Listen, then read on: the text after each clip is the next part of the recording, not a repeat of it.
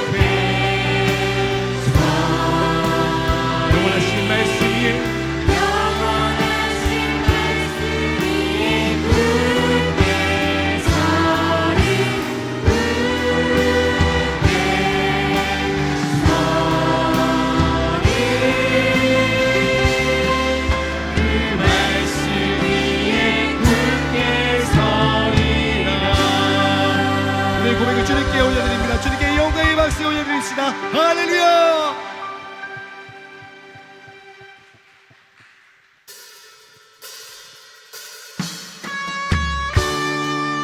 나의 되신 여호와 내가 주님의 의지하노.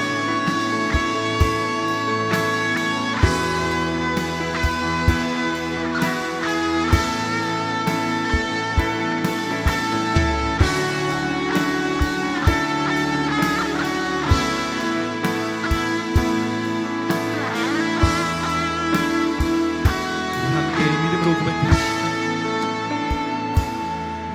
힘이 되신 여호와여 내가 주님을 내가 주님을 사랑합니다. 주는 나의 반석이시며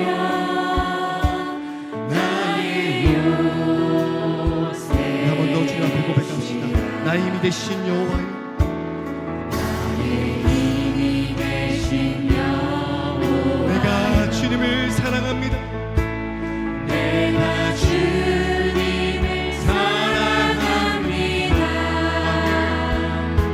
주는 나의 반석이시며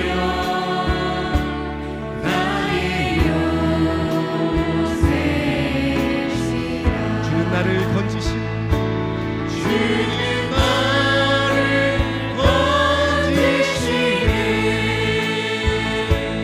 나의 주 나의 하나님 나의 귀한 마음이시요 나의 방 대신 나의 하나님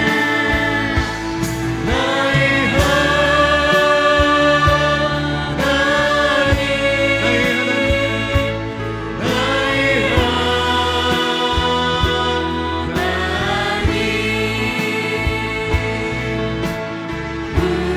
구원의 뿌리시여 나의 산성이 나의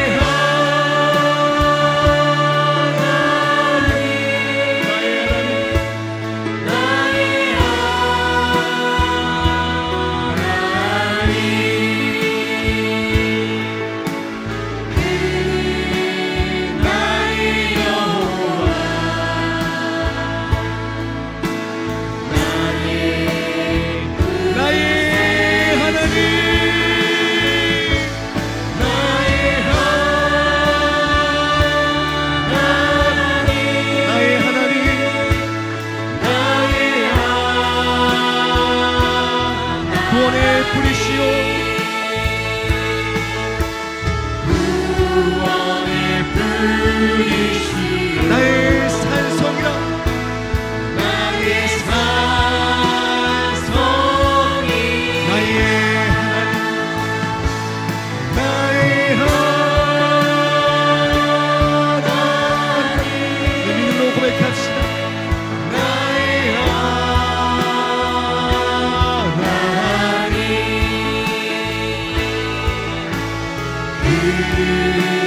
나의 여호와 나의 그는 나의 여호와 그는 나의 여호와 나의 구세주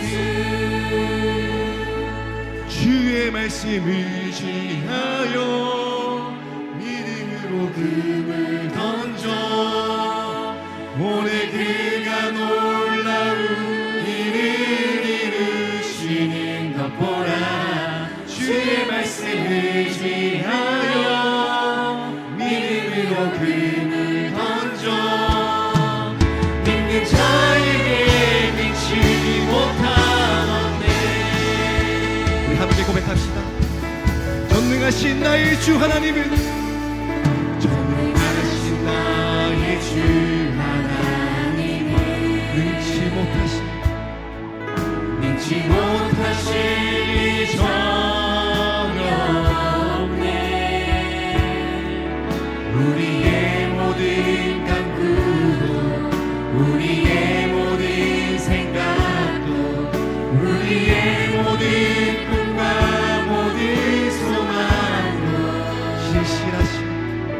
신실하신 나의 주 하나님은 우리의 모든 괴로움, 우리의 모든 괴로움 바꿀 수 있네.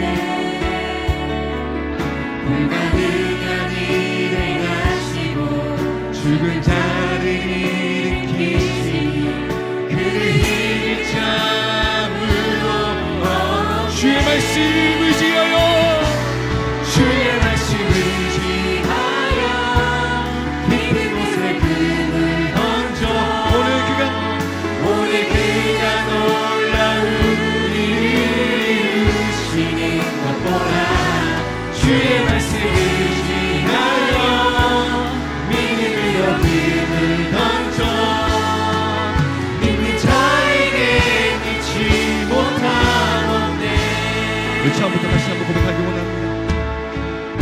전능하신 나의 주 하나님, 전능하신 나의 주 하나님은 능치 못하신 능치 못하시니 전혀 없네. 우리의 모든 간구도 우리의 모든 생각도 우리의 모든 꿈과 모든 소망도 신실하신 신실하신 나의 주 하나님은 우리의 모든 괴로움, 우리의 모든 외로움 바꿀 수 있네. 불가능한 일 행하시고 죽은 자를 일으키시니 그를 이길 자무로 두손 높이고 주께 고백합시다. 주의 말씀 의지하여 깊은 곳에 금을 던져 오늘 그가 놀라운 일을 이루시는 것 보라. 주의 말씀 의지하여 믿음으로 금을 던져 믿는 자에게 믿지 못한 주의 말씀 의지하여, 주의 말씀 의지하여 깊은 곳에 금을 던져 오늘 그가 놀라운 일을 이루시는 것 보라. 주의 말씀 의지하여 믿음으로 금을 던져 믿는 자에게 눈치 못한 믿는 자에게 능치 못함 없네. 믿는 자에게 눈치 믿음으로 못한 선포하시오. 믿는 자에게 능치 못함 없네. 믿는 자에게 눈치 못한 주께로 주께로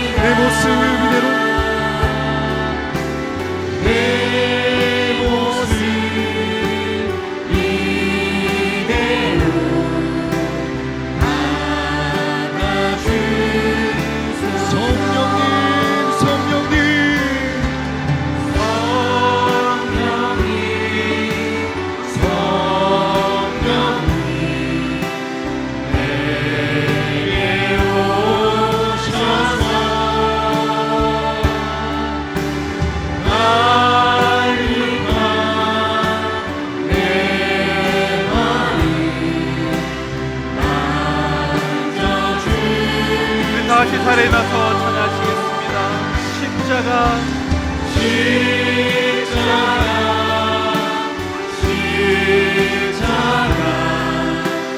험한 십자가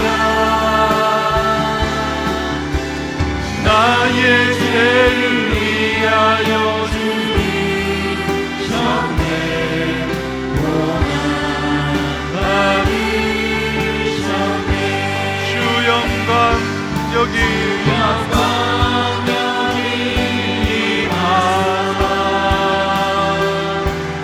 열방향에 비추소서 주의 얼굴 구하네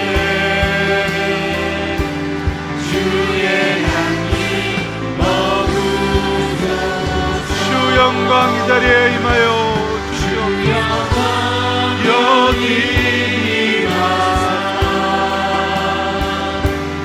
열방향에 그의 비추소서 주의 얼굴 구하네 주의 향기 머무소서 영광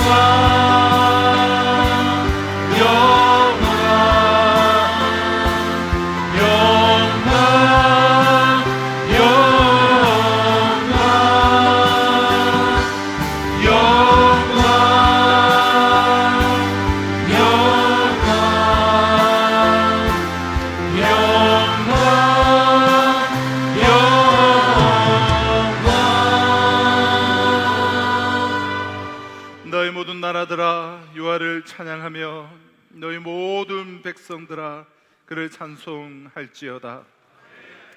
우리에게 향하신 여호와의 인자하심이 크시고 여호와의 진실하심이 영원함이로다. 아멘. 나는 전능하신 아버지 하나님 천지의 창조주를 믿습니다. 나는 그의 유일하신 아들 우리 주 예수 그리스도를 믿습니다. 그는 성령으로 잉태되어 동정녀 마리아에게 나시고 본디오 빌라도에게 고난을 받아 십자가에 못 박혀 죽으시고 장사된 지 사흘 만에 죽은 자 가운데서 다시 살아나셨으며 하늘에 오르시어 전능하신 아버지 하나님 우편에 앉아 계시다가 거기로부터 살아있는 자와 죽은 자를 심판하러 오십니다. 나는 성령을 믿으며 거룩한 공교회와 성도의 교제와 죄를 용서받는 것과 몸의 부활과 영생을 믿습니다. 아멘.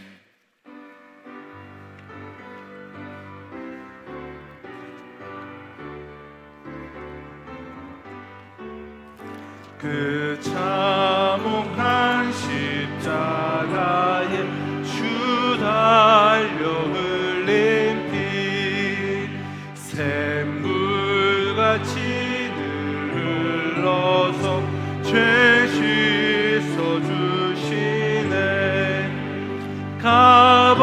값없어도 다 나와서 내 죄를 보하며 긴금보다 더 이도록 찬송결 얻으리. 나 믿노라 나 믿노라 고혈 공고를 흠없어도 피 흘리사 날 구원하셨네. 저 흉악한 한강도는 죄를 깨달아 죄 없으신 주 예수를 구주로 믿었네. 내 지은 죄 흉악하나 주 예수 믿으며 용서받은 강도같이 곧 구원 얻으리. 나 믿노라 나 믿노라 그 고혈 공로를 흠없어도 피 흘리사 날 구원하셨네. 온 백성의 제사하신 하나님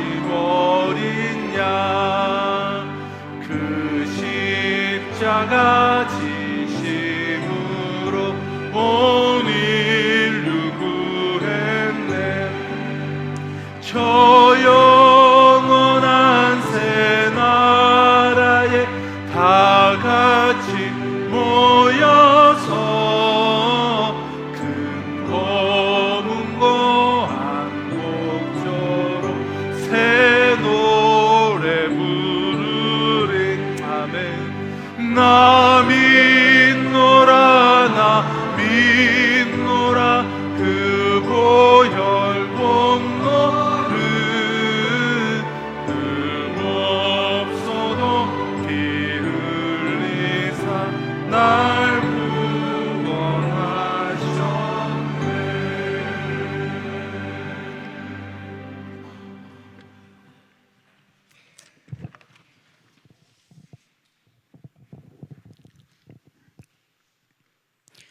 만유의 주제이신 하나님 아버지, 두시 사람이 주의 이름으로 모인 곳 어디에나 함께 하시겠다고 약속하신 대로 주일 예배를 드린 이곳에 임하여 주시니 진심으로 감사드립니다.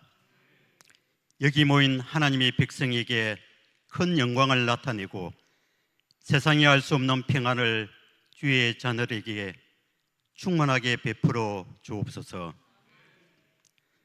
만물을 창조하신 하나님, 우리 허파와 같은 산하림 위에서 불어오는 봄바람은 바로 옆 텃밭으로 옮겨 상추와 고추, 오이 등을 일깨워주고 또한 적절한 햇빛과 단비로 열매 맺게 하여 우리 밥상의 입맛을 새롭게 하시니 참으로 감사드립니다. 그리고 최근 우리 농장에 모내기를 하였습니다. 풍성한 수출을 맺을 수 있도록 주께서 은혜를 베풀어 주옵소서. 이 시간 텃밭에 솟아난 밭작물처럼 저로 오염된 우리의 영혼에 새 힘을 공급받기를 원합니다. 주께서는 내 죄를 자복하면 눈과 같이 희게 해 주실 것이라는 말씀에 의지하여 우리의 잘못을 고백하오니 제3의 자유와 기쁨을 이 시간 누리게 하옵소서. 하나님 아버지, 이사야 5장 20절에 이 세대는 악을 선하다 하며 선을 악하다 하며 흑암으로 광명을 삼으며 광명으로 흑암을 삼으며 쓴 것으로 단 것을 삼으며 단 것으로 쓴 것을 삼는 시대에 살고 있습니다. 이러한 시대에서 산성의 가족들은 주님 오시는 말 발굽 소리에 귀를 기울이면서 오직 말씀, 오직 은혜, 오직 믿음, 오직 예수 그리스도, 오직 하나님 영광만을 바라면서 살게 하옵소서. 하나님, 특히 우리 교회가 복음의 전초 기지로 열방을 향하여 나아가는 선교와 전도 공정태가 되게 하심을 감사드립니다.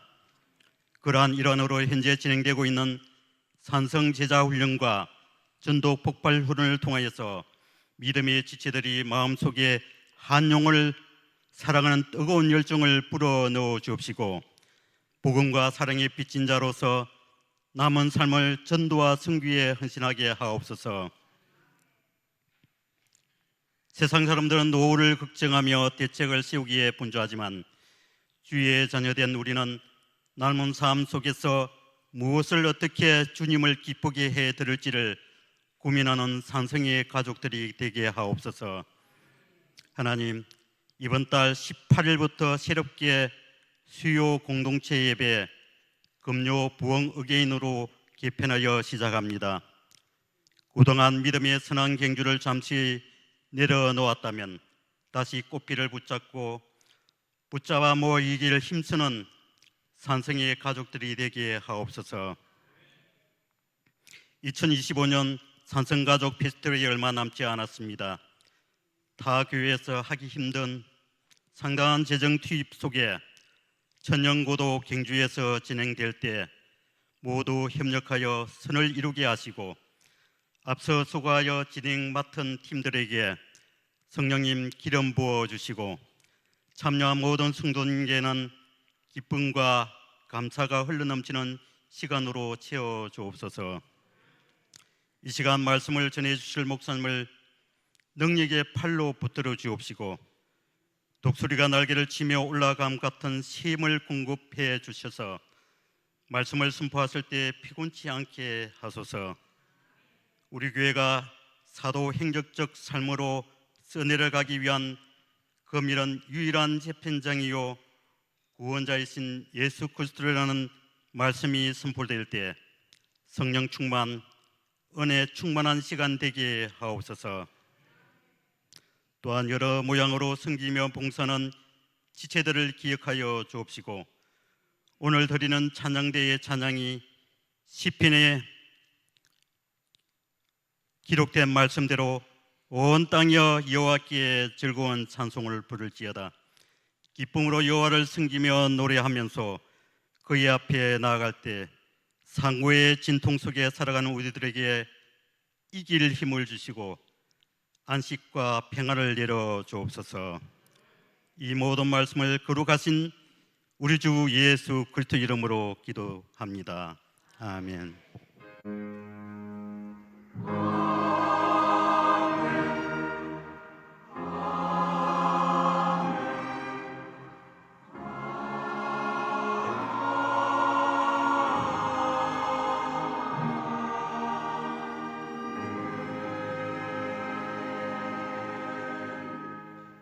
오늘 우리에게 주시는 하나님의 말씀은 사도행전 10장 34절에서 43절까지의 말씀입니다. 사도행전 10장 34절에서 44절까지의 말씀을 제가 봉독하도록 하겠습니다. 베드로가 입을 열어 말하되 내가 참으로 하나님은 사람의 외모를 보지 아니하시고 각 나라 중 하나님을 경외하며 의를 행하는 사람은 다 받으시는 줄 깨달았도다.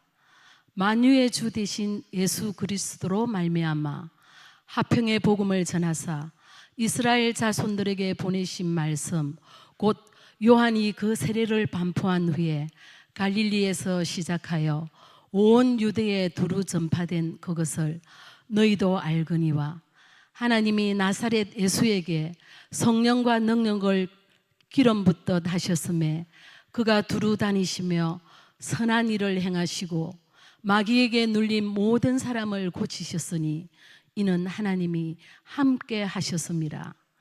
우리는 유대인의 땅과 예루살렘에서 그가 행하신 모든 일의 증인이라. 그를 그들이 나무에 달아 죽였으나 하나님이 사흘 만에 다시 살리사 나타내시되 모든 백성에게 하신 것이 아니요 오직 미리 택하신 증인 곧 죽은 자 가운데서 부활하신 후 그를 모시고 음식을 먹은 우리에게 하신 것이라. 우리에게 명하사 백성에게 전도하되 하나님이 살아있는 자와 죽은 자의 재판장으로 정하신 자가 곧 이 사람인 것을 증언하게 하셨고 그에 대하여 모든 선지자도 증언하되 그를 믿는 사람들이 다 그의 이름을 힘입어 죄 사함을 받는다 하였느니라. 아멘.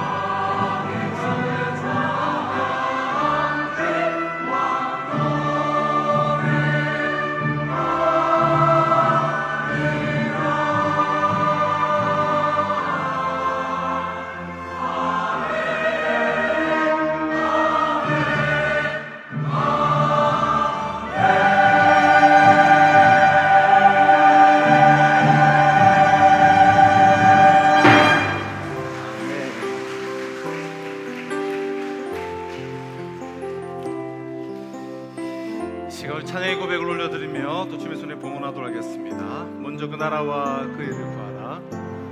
먼저 그 나라와 그 나라와 그 일을 그리하면 이 것을 너희에게 더하시리라.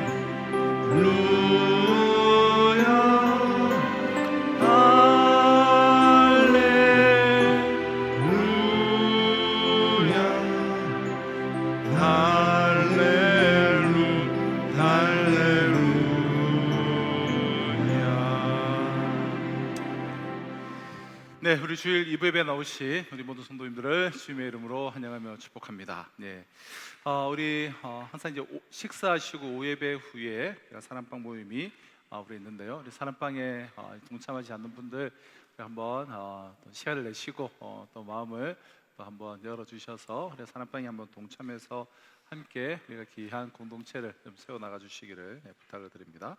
우리 주중 예배가 새롭게 우리가 이제 개편이 되는데요. 우리가 그동안 이제 사랑방을 이제 수요일에 이제 많이 해서 우리는 그러니까 수요 사랑방으로 이제 모였는데 또 주일로 옮기면서 근데 사실은 요즘에 우리가 평일에 잘 모이시기가 힘들어서 우리가 가급적 요즘에 주일에 하지만 평일에 우리가 이렇게 시간을 넉넉하게 함께 식사도 하시면서 또 가정을 돌아가시면서 사랑방을 우리가 사실은 가져주시는 게 좋습니다. 꼭 계속 그렇게 우리가 그거는 이제 포기하지 않고 이렇게 세워가시기를 바라고요. 자, 그래도 우리가 전반적으로는 사랑방을 이제 주일에 좀 많이 드리기 때문에 우리가 수요 공동체 예배를 우리가 6월 18일 수요일부터 7시 30분에 우리가 드리도록 하겠습니다.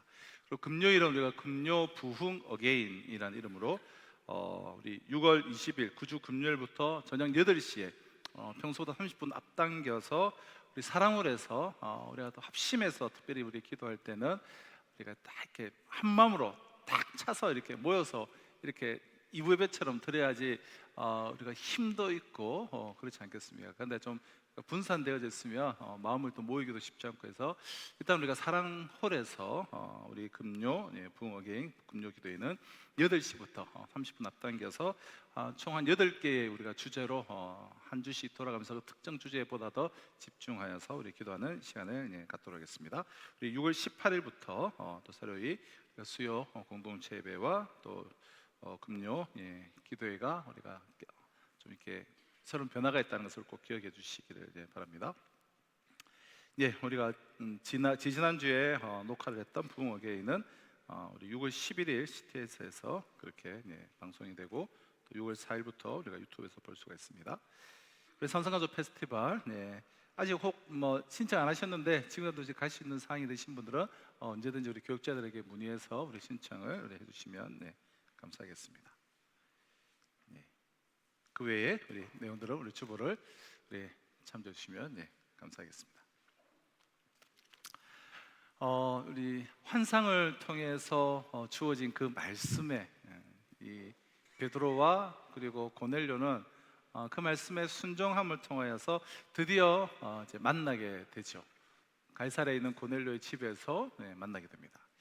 베드로가 고넬료를 만나서 너가 왜 날 초청했느냐라고 물으니까 고넬료가 오히려 내가 바로 그 이야기를 당신에게 듣기를 원한다. 그래서 내가 초대한 것이다 라고 하자 그 순간 베드로에게 참 지나간 모든 일들이 해석이 되고 깨달아지기 시작했어요. 아, 그렇구나. 그 순간에 깨달아지기 시작했다는 것이죠. 자, 지난 3주 동안 우리가 살펴보고 있는 본문 34절로 43절은 당신이 나에게 그 대답을 해달라라는 이런 고넬료의 그런 반문에 대해서 베드로가 하나님의 그 계획하심과 또 성령의 그 역사, 그것을 깨닫고 고넬료가 지금 불러 모은 친척들과 친구들 앞에서 복음을 설교하는 그런 내용이에요. 그러니까 고넬료의 집에서 이방인들을 대상으로 한 이 최초의 이 복음 설교, 복음 집회가 개최가 된 것이죠. 베드로가 깨닫고 설교한 그 첫 번째는 하나님은 유대인이나 이방인이나 구별하지 않으시고 다 받으신다는 그러한 사실이었습니다. 그게 34절로 35절의 말씀이에요. 그러니까 이방인 가운데서도 하나님을 경외하며 의를 행하는 사람들은 하나님께서 다 인정하시고 받아신다는 사실을 베드로가 고넬료를 만나면서 비로소 깨닫게 된 거예요. 자, 베드로가 깨닫고 설교한 두 번째는 자신이 예수 그리스도의 그 증인으로 미리 택하심을 받았다라는 사실이었습니다. 그게 이제 39절로 41절입니다. 그래서 39절에 보면 우리는 그가 행하신 모든 일의 증인이다. 베드로는 자기가 증인이다라는 사실을 발견했습니다. 자신이 예수의 증인이라는 사실을 새롭게 깨닫게 된 거예요. 예수님이 여러분 십자가에 죽으신 것을 못 박힌 광경은 모든 사람이 다 봤어요. 그러나 부활하신 예수님은 아무에게나 나타나지 않으셨다라는 거예요. 그래서 41절을 보면 모든 백성에게 하신 것이 아니요 오직 미리 택하신 증인 곧 죽은 자 가운데서 부활하신 후 그를 모시고 음식을 함께 먹은 우리에게 하신 것이다. 우리에게만, 그 12제자들에게만, 그러니까 부활을 목격하고 음식을 함께 먹은 우리에게만, 즉 자신은 택하신 증인이다. 미리 택하신 증인이라는 거예요. 하나님은 그 미리 택하신 증인들을 통하여서 역사를 하신다는 거예요. 그 사람이 바로 베드로 자신이요, 그리고 또한 이 설교를 듣고 있는 고넬료요, 그리고 오늘 우리라는 거예요. 택하신 증인들이. 이 얼마나 신비로운 선택입니까? 인류 역사 가운데 그 허다한 사람들 가운데, 오늘도 전 세계 80억이 넘는 인구 가운데, 사람들 가운데 우리를 택해 주셨다는 거예요. 그럼 수많은 갈릴리 사람들 가운데 가장 초라하고 또 볼품이 없던 그 베드로가 주님의 제자로 특별히 선택된 그런 동기나 그런 이유는 전혀 베드로에게 있지를 않았습니다. 그것은 오직 주님의 의한, 주님의 절대적인 주권에 의한 선택이었습니다. 다시 말해 그것은 인간의 어떠한 상식이나 논리로는 결코 설명이 될 수 없는, 아니 설명할 수가 없는 주님의 그런 신비스러운 일반적인 선택이었다는 거예요. 우리 또한 그 일방적인 신비로운 선택을 통하여서 택하신 증인으로 우리가 택함을 받은 거예요. 자, 그런데 우리가 주님을 알기도 전에 주님께서 우리에게 딱 손을 내밀어서 우리를 당신의 증인으로 미리 이렇게 선택해 주신 것은 주님 당신을 위한 것이 아니라 우리 자신을 위해서라는 거예요. 바로 나 자신을 위해서. 우리가 영원하신 주님의 그 증인으로 우리가 이 땅의 삶을 산다는 것은 한 줌의 정말 그 흙으로 끝나버릴 우리 인생을 그 영원에다가 내 인생을 접붙이는 것을 의미하기 때문에 그보다 더 자신의 그런 의미와 자신의 가치를 극대화하는 길은 여러분 없는 것입니다. 지난 2주간 이 두 가지를 좀 살펴보았었는데요. 자, 마지막으로 오늘 살펴볼 베드로가 깨닫고 설교한 이 세 번째는 예수님은 우리를 심판하실 재판장이신 동시에 우리의 죄를 사해 주시는 구원자시다라는 그런 깨달음으로, 그 깨달음으로 지금 설교하고 있어요. 자, 42절 43절 한번 보실까요? 우리에게 명하사 백성에게 전도하되 하나님이 살아있는 자와 죽은 자의 재판장으로 정하신 자가 곧 이 사람인 것을 증언하게 하셨고 그에 대하여 모든 선지자도 증언하되 그를 믿는 사람들이 다 그 이름을 힘입어 제사함을 받는다 하였느니라. 그러니까 우리에게 명하사, 즉 미리 택하신 증인인 베드로를 통하여서 하나님은 예수님을 증거하게 하셨는데, 왜 우리를 미리 택하신 증인으로 삼았는가? 이 예수를 증거하게 하시기 위해서 택하셨는데, 이 예수님은 그럼 어떤 분이신가? 살아있는 자와 죽은 자의 재판장이시요 또한 죄를 사해 주시는 구원자시라는 거예요. 자, 미리 택한 증인을 통하여서 하나님은 예수님을 증거를 하게 하셨는데, 예수님이 지금 어떻게 여러분 표현되어지고 있습니까? 하나님이 살아있는 자와 죽은 자의 재판장으로 정하신 자, 또 43절은 그를 믿는 사람들이 그의 이름을 힘입어 제사함을 받는다. 즉 예수님은 첫째 재판장이시오, 또한 뭡니까? 그 이름으로, 즉 예수님의 이름으로 죄를 사해 주시는 구원자시라는 거예요. 재판장이시오, 구원자시다. 하나님이 예수님을 우리를 심판하실 그런 재판장으로 정하신 동시에 또 우리의 죄를 사하시는 구원자로 정하셨다. 이게 무슨 말일까요? 무슨 의미일까요? 그럼 입법, 행정, 사법, 이 3권이 잘 분리된 민주국가다라고 한다면 그 나라가 얼마나 정의로운지는 그 나라의 사법부에 의해서 입증이 됩니다. 그러니까 정의로운 나라일수록 사법부의 재판이 바르고 정말 공정하게 법대로 공의롭게 이루어질 것입니다. 이처럼 인간 사회 속에서도 정의의 척도가 사법부의 바른 재판에 달려 있다라고 한다면, 하물며 공의로우신 하나님의 심판, 즉 하나님의 이 재판, 이 하나님의 재판이 여러분 굴절되거나 왜곡된다는 것은 그 상상조차 그것은 불가능한 일이에요. 그럼 인간의 그 죄에 대한 하나님의 그 재판에는 티끌만큼의 오류나 그릇됨이나 그 어긋남이 있을 수가 없다는 거예요.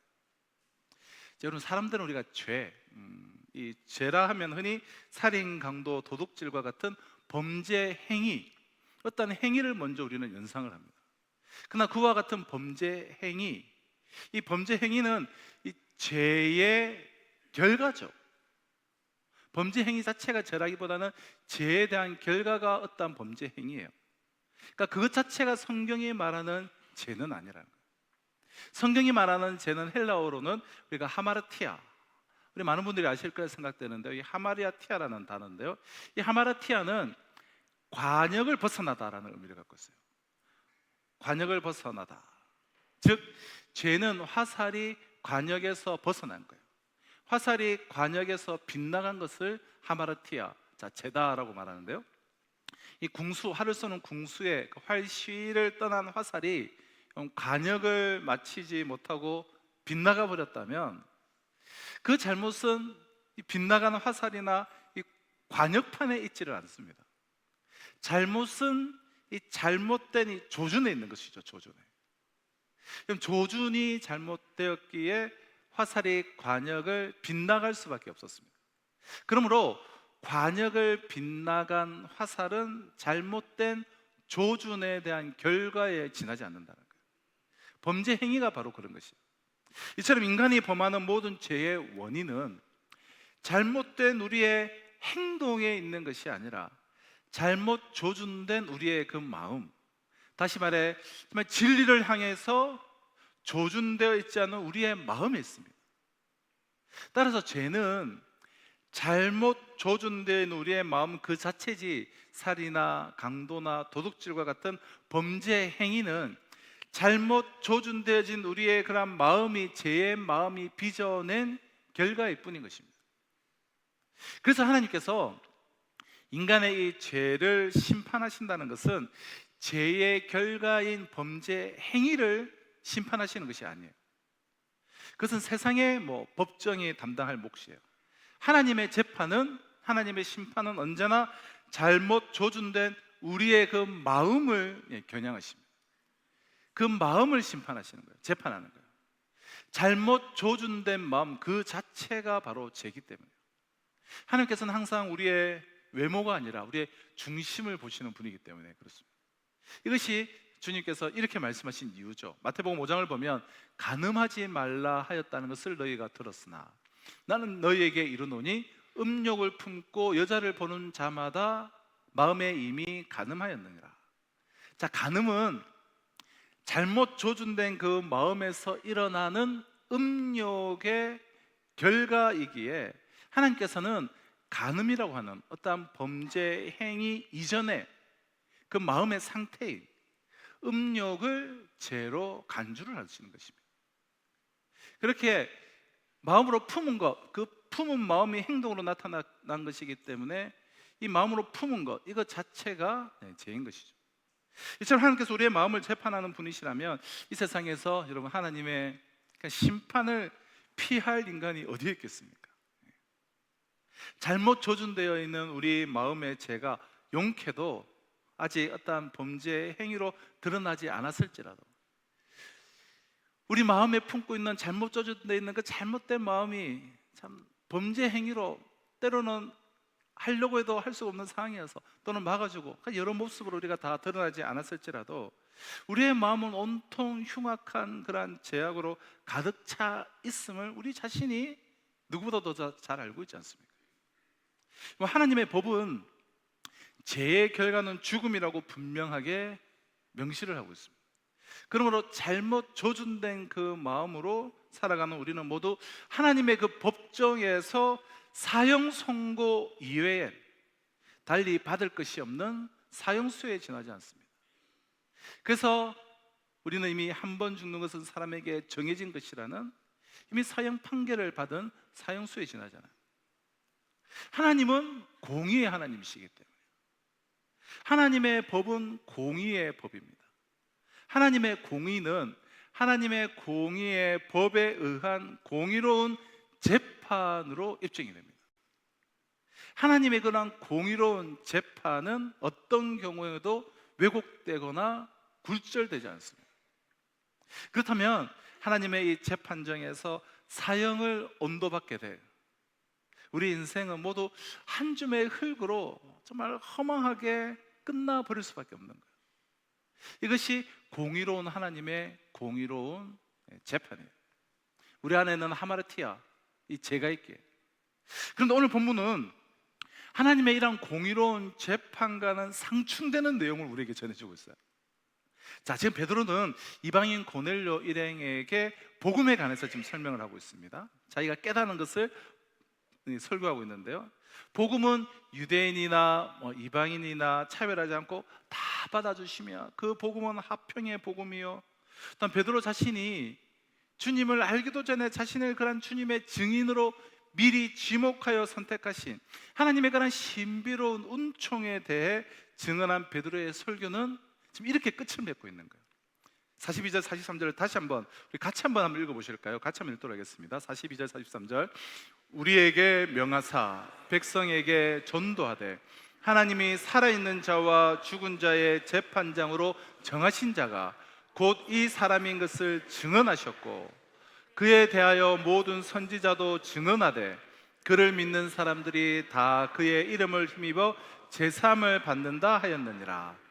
자, 하나님께서 베드로를 당신의 미리 택하신 증인으로 미리 지목하여서 선택하신 그 이유는 하나님께서 이 땅에 보내신 나사렛 예수님이 누구신지를 사람들에게 증언하기 위해서였습니다. 그 증언의 내용은 두 가지였어요. 첫째는 하나님께서 인간을 심판할 재판장으로 삼으신 이가, 재판장으로 정하신 이가 예수님이라는 거죠. 하나님께서는 인간을 직접 재판하시는 것이 아니라 예수님으로 하여금 인간을 심판하게 하신다는 거예요. 자, 둘째는 예수님을 믿는 사람은 누구든지 죄 사함을 받는다라는 것입니다. 이것이 이방인 고넬료 일행을 위한 베드로 설교의 결론이었습니다. 그리고 이것은 사실 복음서의 핵심이기도 해요. 복음서는 예수 그리스도께서 인간에 대한 최후의 그 재판을 담당하실 그러한 재판장이신 동시에 인간에게 제사함을 주시는 구원자이심을 한결같이 증언을 하고 있습니다. 자, 그렇다면 여러분 한번 잘 생각해 보시죠, 우리. 그렇다면 이것은 여러분 얼마나 큰 모순입니까? 이 두 가지 사이에서 엄청난 모순을 여러분 발견하십니까? 하나님께서 인간을 심판하기 위해서 세우신 재판장이신 예수님이시라면, 그리고 하나님의 재판은 언제든지 굴절되지 않는 정말 공의로운 재판이라고 한다면, 예수님께서 재판장인 동시에 제사함을 주는 구원자가 되실 수는 없습니다. 왜냐하면 우리는 너무나 명확한 심판받을 죄인이기 때문에. 예수님께서는 단지 공의롭고 지엄한 하나님의 그러한 법에 의거하여서 그 마음이 잘못 조준되어 있는 인간의 죄를 심판하시기만 해야 됩니다. 만약 인간의 법정이 오늘날 우리 그 법정에서 죄가 너무나 분명한 그런 범법자에게 법에 의한 형벌을 내리지 않고 도리어 무죄를 선고한다면 그 재판은 결코 올바른 재판일 수가 없습니다. 재판관은 범법자를, 법에 의해서 명확한 범법자를 법으로 단죄하라는 사회적 합의에 의해서 재판석에 앉아 있는 사람이지, 범법자를 그냥 자기 마음대로 용서해 주기 위해서 이 국가의 녹을 먹는 사람이 아니기 때문에. 그렇다면 예수님께서는 심판받아 마땅한 명확한 죄인인 우리를 어떻게 재판장이신 동시에 제사함을 주시는 구원자일 수가 있는 것일까요? 이미 우리가 알고 있고 또 믿고 있는 것처럼 재판장이신 예수님께서 인간이 받아야 할 그 죄의 형벌을 대신 받으셨기 때문에, 대신 받으셨기 때문에. 하나님의 법은 죄의 결과를 정말 사망으로 규정하고 있기에 예수님께서 인간이 받아야 할 그 사망의 형벌을 십자가 위에서 인간을 대신하여서 받으셨습니다. 그래서 우리가 그분을 믿기만 하면 누구든지 그분 안에서 제사함에 구원을 받게 됩니다. 그럼 43절에 사용된 이 사함, 제사함이라고 할 때 이 사함, 이 사함이라는 단어의 원어적 의미는 해방이라는 뜻이에요. 해방. 우리를 대신하여서 그 사망의 그 죄값을 치러주신 주님을 믿을 때 주님에 의해 우리가 사망의 형벌로부터 해방된다는 뜻이에요. 이처럼 당신 자신이 친히 인간을 위한 속죄물이 되어 주셨기에 주님께서는 인간을 위한 재판장이신 동시에 제사함을 주시는 구원자이실 수가 있습니다. 그분을 믿지 않는 사람에 대해서는 지엄한 재판장으로 존재를 하시지만 주님을 믿는 사람들을 위해서는 제사함의 구원자로 존재하시는 거예요. 그래서 주님께서 이렇게 말씀하셨어요. 요한복음 3장 17절을 보면 하나님이 그 아들을 세상에 보내신 것은 세상을 심판하려 하심이 아니요 그로 말미암아 세상이 구원을 받게 하려 하심이라. 그를 믿는 자는 심판을 받지 아니하는 것이요 믿지 아니하는 자는 하나님의 독생자의 이름을 믿지 아니함으로 벌써 심판을 받은 것이니라. 하나님께서 이 땅에 보내신 당신의 독생자, 즉 성자 하나님이신 예수님께서 재판장인 동시에 구원자시다라는 거예요. 자, 그렇다면 우리가 이 예수 그리스도를 믿음으로 주님 안에서 제사함의 그런 구원을 얻게 되었다라는, 정말 영원한 사형수의 신분에서 그 모든 것으로부터 해방되었다면 이 사실은 구체적으로 이런 무슨 의미겠습니까? 구체적으로 그것은 하나님의 심판의 대상이었던 우리가 우리의 죄를 사해 주신 예수 그리스도 안에서 하나님의 자녀가 되는 것을 여러분 의미합니다. 그럼 죄의 삭은 사망이라고 규정하신 지엄하신 공의의 하나님을 죽을 수밖에 없는 죄인인 우리가 감히 우리의 아버지로 모시게 되는 거예요. 자, 여러분 길을 가다가 아무에게나 아버지라고 한다고 해서 그 사람과 아버지와 자식의 관계가 성립되는 것은 아니에요. 그렇게 했다면 오히려 미친 사람 취급받기가 쉽습니다. 그럼 부자지간의 이 관계가 성립되기 위해서는 먼저 혈연 관계, 혈연 관계가 맺어지지 않으면 안 되죠. 아버지의 그 피를 내가 이어받아서 태어나야 한다는 거예요. 핏줄은 부자지간의 출발점이에요. 그러나 혈연 관계만으로는 부족해요. 분명히 아버지의 그 핏줄을 내가 이어받아 타고 태어났더라도 아버지를 아버지라고 부르지 못하는 사람들이 의외로 여러분 많죠. 아버지가 그 자식을 부정하거나 고의로 외면하는 경우에, 그럼 우리가 재벌이나 이런 유명 인사를 상대로 그러니까 혼외자들이 친자 확인 소송을 벌이는 것이 그 좋은 예죠. 그 핏줄을 타고 받았지만 이게 부정당하고 있게. 그러므로 정상적인 부자지간이 성립되기 위해서는 혈연 관계와 더불어서 반드시 법적인 관계가 확립되지 않으면 안 돼요. 아버지의 호적에 법적으로 입적이 되어야 된다는 거예요. 이 세상에 아버지 없이 태어난 사람은 아무도 없습니다. 세상에 태어났다는 사실 자체가 아버지가 있음의 증거예요. 그 누구도 창조주 하나님이 없이 우연히 단백질 덩어리가 이렇게 어떻게 돼서 태어나지 않았어요.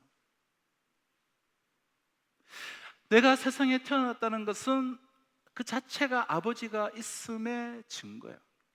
그렇지만 아버지의 호적에 입적되지 못하면 그는 사생아가 되고 말아요. 그 경우 자기 아버지가 아무리 많은 것을 가지고 있어도 그 아버지는 자신과는 아무런 상관이 없는 거예요. 법적으로 자식임을 인정받지 못한 사생아는 아버지의 상속자가 될 수 없기 때문에, 따라서 혈연 관계와 더불어서 이 법적 관계가 여러분 확립될 때에라만 정상적인 부자 관계가 성립이 되고 또 그 관계가 지속될 수 있어요. 우리가 예수 그리스도 안에서 좀 제3을 얻고 하나님의 자녀가 되었다는 것은 하나님과 우리 사이에 이러한 혈연 관계와 이러한 법적 관계가 모두 확립되었음을 여러분 의미하는 것입니다. 요한복음 1장 12절 말씀이 바로 그 말씀이에요. 너무나 위대한 말씀이죠. 영접하는 자, 그 이름을 믿는 자들에게는 하나님의 자녀가 되는 권세를 주셨으니. 자, 누구든지 예수 그리스도를 믿는 사람은 하나님의 자녀가 되는 권세, 즉 특권을 부여받았다는 거예요. 여기서 하나님의 자녀, 여러분 자녀로 번역된 헬라어는 테크논이라는 단어인데요, 이 테크논은 혈연 관계를 강조하는 단어예요. 혈연 관계. 우리가 하나님의 자녀가 되었다는 것은 단지 상징적인 어떤 구호가 아니라 하나님과 혈연 관계가 확립되었다는 것. 하나님께서는 여러분 창조주신 데에 비해서 우리는 피조물이에요. 또 하나님께서는 거룩하신 분이신데 반해서 우리는 추악한 죄인의, 이미 사형 선고를 받을 수밖에 없는 죄인에 지나지 않습니다. 따라서 하나님과 우리는 본질적으로 혈연 관계가 맺어질 수가 없는 사이예요. 그런데도 우리가 어떻게 하나님과 혈연 관계를 맺는 하나님의 자녀가 될 수 있습니까? 예수 그리스도께서 우리를 위해서 십자가에서 흘려주신 주님의 보혈로 인해 가능합니다. 아담의 그러한 더러운 피를, 아담 이후로 모두가 아담의 그 피를 이어받은 우리 자신으로서는 하나님과 결코 우리가 혈연 관계를 맺을 수가 없지만 성자 하나님이신 예수님께서 우리의 죄를 씻으시고 우리를 살리시기 위해 흘리신 보혈 속에서 여러분 성부 하나님과 우리 사이에 혈연 관계가 맺어지게 된 것입니다. 할렐루야. 네. 또 갈라디아서 3장 26절은 이렇게 우리에게 말씀하고 있어요. 이 말씀 또 너무나 위대한 말씀이죠. 너희가 다 믿음으로 말미암아 그리스도 예수 안에서 하나님의 아들이 되었으니. 자, 이 구절에서 하나님의 아들로 번역된 헬라어의 히오스는 법적인 관계를 강조하는 그러한 단어예요. 우리가 예수 그리스도를 믿을 때 예수 그리스도 안에서 하나님과의 그런 혈연적인 관계뿐만 아니라 법적인 관계 역시 확립되어졌음을 의미합니다. 하나님께서 우리의 그러한 죄값을 대신 치르신 그 예수 그리스도 안에서 우리를 하나님 당신의 호적에 입적시켜 주시는 거예요. 이것은 너무나 중요한 사실이에요. 만약 우리가 하나님과 어떤 법적인 관계만 우리가 맺고 있다면 그 관계는 여러분 상황의 변화에 따라서 얼마든지 그 관계는 파괴될 수 있어요. 가끔 병원에서 우리가 아기가 뒤바뀌어 버리는 경우가 있잖아요. 같은 날 여러 명의 아기가 태어나 병원 관계자의 실수로 아기가 뒤바뀔 경우, 해당 부모는 남의 아기를 자기 호적에 자기 자식으로 그렇게 올리게 됩니다. 남의 아기와 법적 관계가 맺어지게 된 거예요. 그러나 그 아기가 병원에서 뒤바뀐 남의 자식임을 호적에 입적하고 나서 한 달 후에 이게 밝혀졌다면, 그동안 그 아기를 자기 호적에 입적시키고 있던 부모는 그 아기와의 법적 관계를 파기시키게 될 것입니다. 그 아기와는 혈연 관계로 맺어져 있지 않기 때문에. 이처럼 우리가 하나님과 법적 관계를 맺는 것만으로는 충분치 않아요. 그렇다고 하나님과 혈연적인 관계를 맺는 것만으로도 충분할 수는 없어요.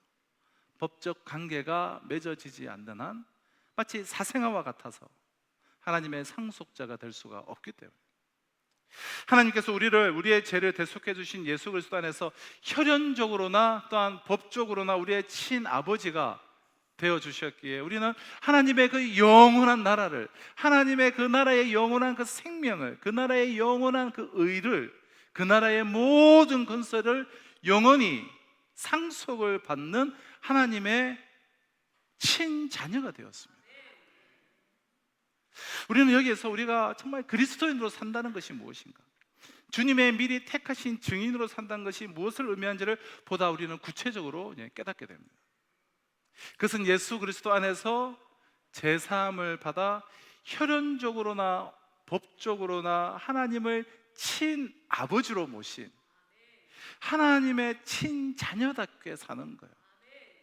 영원한 하나님의 나라와 영원한 그러한 생명과 영원한 하나님의 의를 상속받은 하나님의 상속자다운 그런 사고방식, 하나님의 상속자다운 그런 가치관, 하나님의 상속자다운 그런 삶으로 우리가 살아가는 것입니다.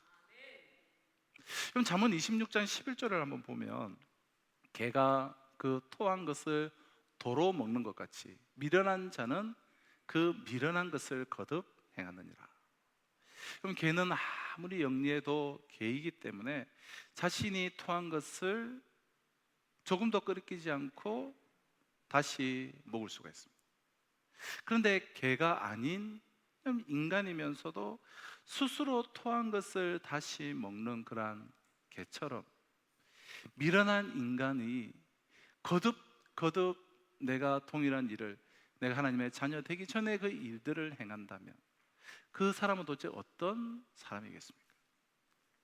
그럼 태어나자마자 부모와 헤어져서 혈혈단신 거지로 연명한 사람이 있다고 한번 가정을 한번 해보시죠.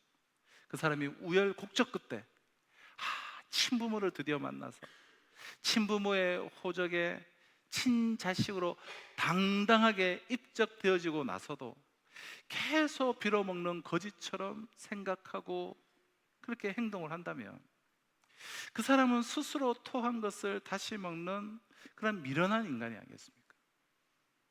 예수 그리스도 안에서 제사함을 받아서 혈연적으로나 법적으로나 하나님의 친자녀가 되어서 영원하신 하나님의 나라를 상속받은 우리가 여전히 세속적인 사고방식에 사로잡혀서 이 세상을, 땅의 일을 목적으로 삼고 우리가 살고 있다면 우리 역시 스스로 토한 것을 다시 먹는 그 미련한 인간과 무슨 차이가 있겠습니까? 그것이야말로 아버지를 등지고 나가서 허랑방탕하다가 굶어 죽게 되자 아버지 집으로 되돌아온 누가복음 15장의 그 탕자가, 근데 고작 저녁 한 끼 배불리 얻어먹고 다시 방탕의 길로 나서는 것처럼 똑같은 죄인의 일들을 행한다면 그 너무나 미련한 짓 아니겠습니까? 사랑하는 성도 여러분, 우리는 오늘 42절, 43절 말씀 중심으로 지금 말씀을 상고하고 있는데요, 미리 택하신 증인을 통하여서 하나님은 예수님을 증거하게 하셨는데 우리가 증거할 예수님이 어떻게 표현되어지고 있습니까? 하나님이 살아있는 자와 죽은 자의 재판장으로 정하신 자, 또 하나는 그를 믿는 사람들이 다 그 이름을 힘입어 제사함을 받는다. 즉 구원자다라고 했습니다. 이것이 너무나 중요해요. 예수 그리스도의 이름으로만 우리가 제사함을 받는 것입니다.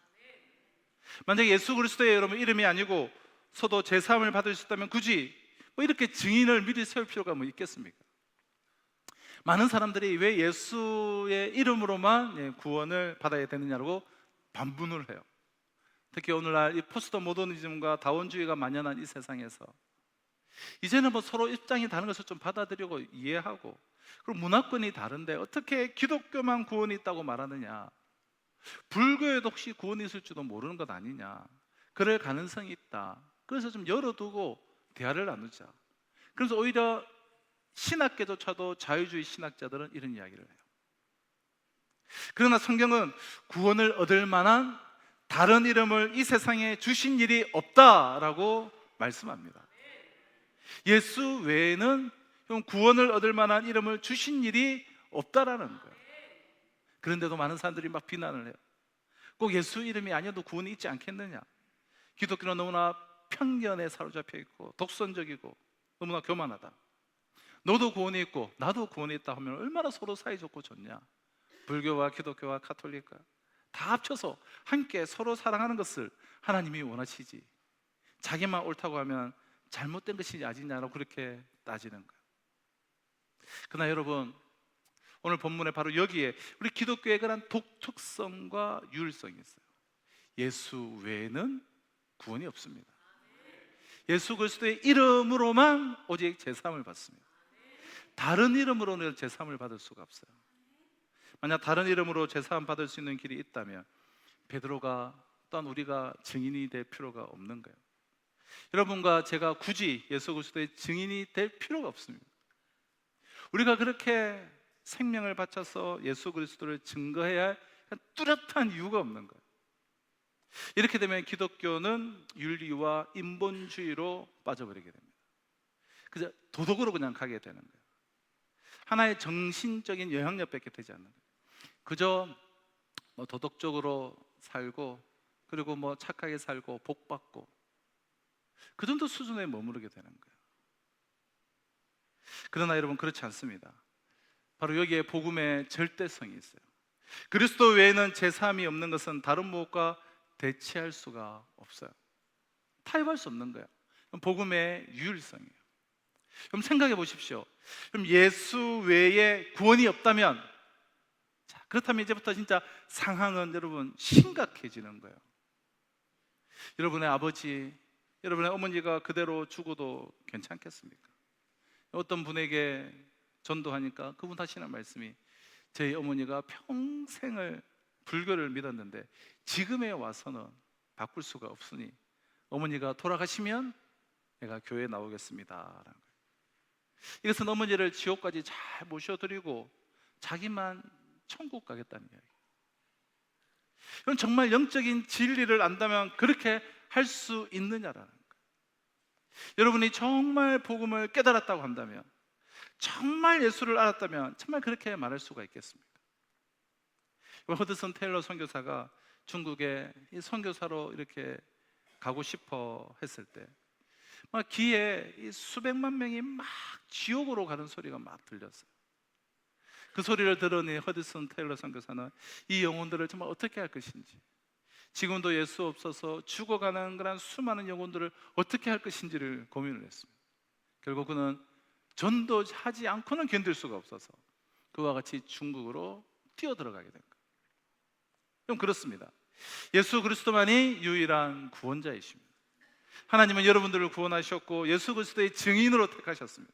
여러분이 전도하지 않으면 예수 그리스도의 생명줄은, 하나님이 나를 통해서 나 뒤에 구원하실 그 모든 영혼들은 그 생명줄이 나에게서 끊어지게 돼요. 이것을 믿는다면, 우리가 성령을 받았다면 우리는 지옥으로 가고 있는 영혼들을 그대로 내버려 둘 수가 없는 거예요. 사랑하는 성도 여러분, 하나님께서 이 땅에 보내신 예수 그리스도께서는 재판장이신 동시에 제사함을 주시는 유일한 구원자이십니다. 우리의 삶에 호흡이 멈추는 순간 우리가 그분을 정말 지엄하신 공의로우신 그 재판장으로 내가 맞을 것인가? 아니면 제사함의 구원자로 내가 그분을 맞을 것인가는 전적으로 우리 자신에게 달려 있습니다. 우리가 하나님을 믿는다면서도 계속 세속적인 사고방식에 빠져서 이 세상을 섬기면서 이 세상의 것을 목적으로 우리가 살아간다면 우리의 호흡이 멎는 그 순간 우리는 주님을 지엄하신 재판장으로 맞이할 수밖에 없을 것입니다.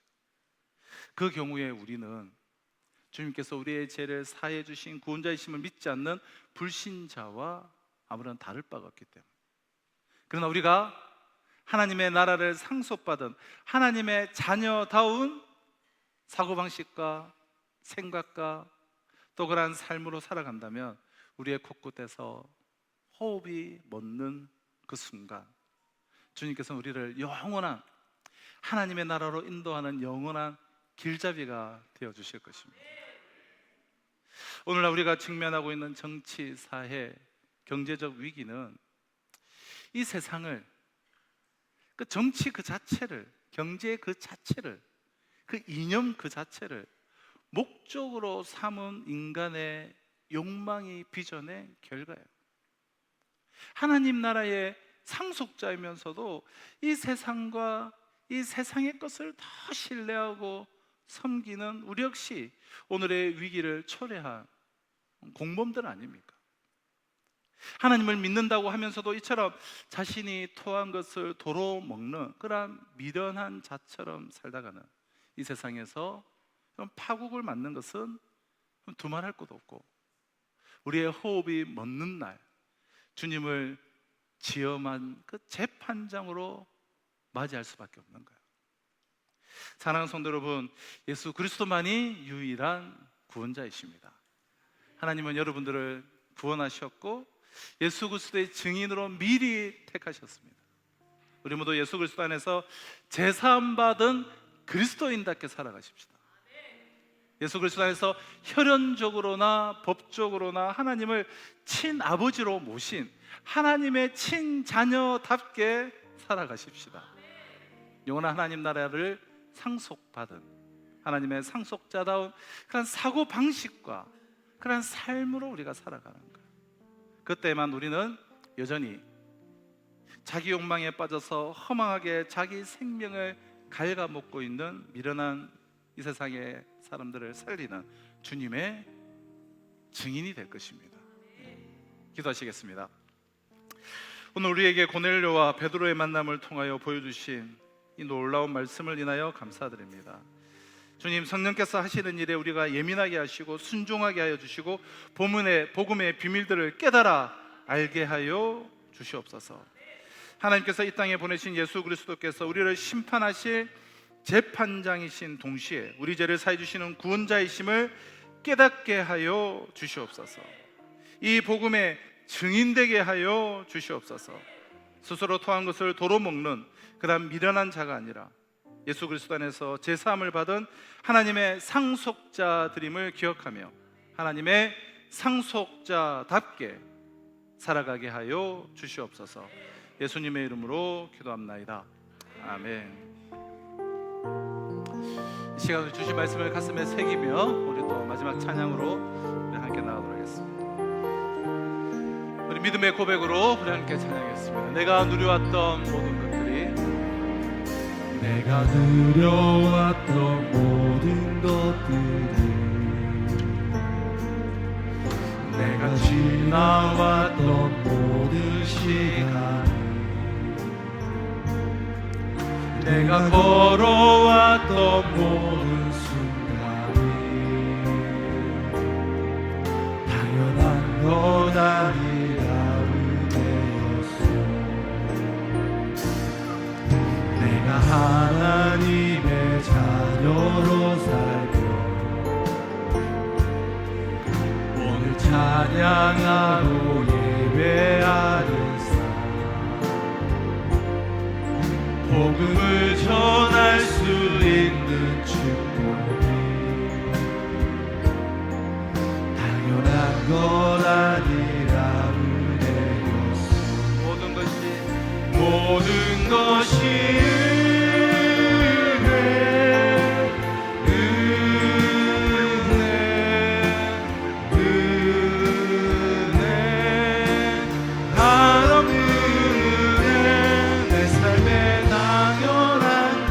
하나도 없었던 것을 모든 것이 은혜. 우리 다 같이 자리에 나서 찬양하겠습니다. 모든 것이